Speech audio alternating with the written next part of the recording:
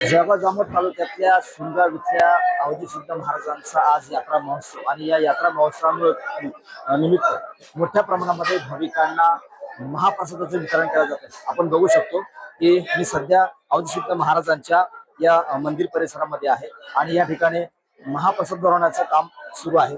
आजच्या या महाप्रसादाचं महत्त्वाचं वैशिष्ट्य म्हणजे या महाप्रसादाला जवळपास 125 क्विंटल ज्वारीची भाकरी बनवली जाते आणि जवळपास 25 ते 30 क्विंटल उडदाची डाळ बनवली जाते आणि ही जी डाळ जी आहे ही बनवण्याचं काम सकाळपासून या ठिकाणी सुरू आहे। आणि संपूर्ण जो महाप्रसाद जो आहे तो हा या परिसरातील भाविकांकडून नागरिकांना जी लोकवर्गणी आहे त्या लोकवर्गणीमधून बनवण्यात येतो आणि बाजूला त्याच्या ज्वारीच्या भाकरी बनवण्याचं काम सध्या सुरू आहे। आपण जर पाहिलं तर ह्या ज्वारीच्या भाकरी कुठल्या मशीन न बनवता या परिसरातून पंचक्रोशीतून आलेल्या ज्या महिला आहेत भाविक महिला असतील या महिला स्वतः भाकरी बनवण्याचं काम सध्या करताना दिसत आहे। एकंदरीत पाहिलं तर सायंकाळच्या वेळेला हा महाप्रसाद या ठिकाणी वितरित केला जातो। मोठ्या प्रमाणामध्ये जी काही उडदाची डाळ असेल ती डाळ या ठिकाणी हौदामध्ये शिजवली जाते। ही आपण बघू शकतो अशा पद्धतीने ही डाळ जी आहे उडदाची डाळ ती या ठिकाणी शिजवण्याचं काम मोठ्या प्रमाणामध्ये सुरू आहे।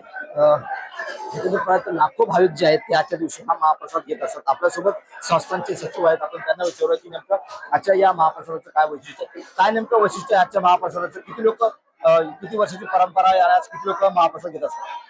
अंदाजे म्हणजे पुरातनकालीन देवस्थान असल्यामुळे 700 वर्षापासून ती परंपरा असे जुने लोक या ठिकाणी सांगतात। आणि या ठिकाणचं महत्व असं आहे की श्री अवधूत महाराज हे जागृत देवस्थान असून या ठिकाणी जो महाप्रसाद या ठिकाणी 100 क्विंटल ज्वारीच्या भाकरी व 25 क्विंटल मिसळीचं वरण असा जो महाप्रसाद या ठिकाणी तयार केला जातो।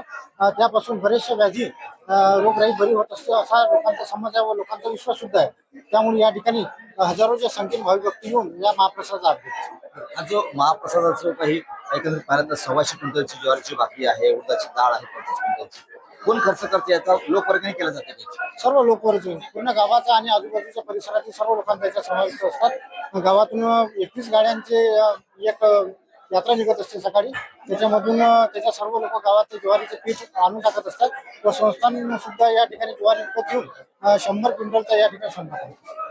नक्कीच हे संस्थांचे सचिव आपल्यासोबत पाहिलं तर हा जो महाप्रसाद जो आहे तो परिसरातील जे पंचक्रोशीतील नागरिक असतील हे संपूर्ण जे नागरिक आहेत स्वतः लोकवर्गणी तयार करून हा महाप्रसाद तयार करतात आणि आलेल्या लाखो भाविकांना हा महाप्रसाद वितरित केला जातो। महत्वाचं वैशिष्ट्य म्हणजे हा महाप्रसाद जो आहे तो संपूर्ण पंचक्रोशीतील लोक बनवतात आणि हौदामध्ये बनवलेली उडदाची डाळ खाण्यासाठी लाखो भाविकांची गर्दी आजच्या दिवशी या ठिकाणी निघत असते।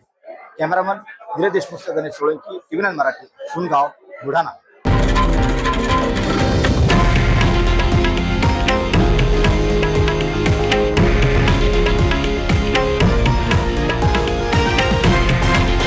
हे आहे देशातील नंबर 1 न्यूज नेटवर्क आणि आपण पाहत आहात टीव्ही 9 मराठी, एकमेव।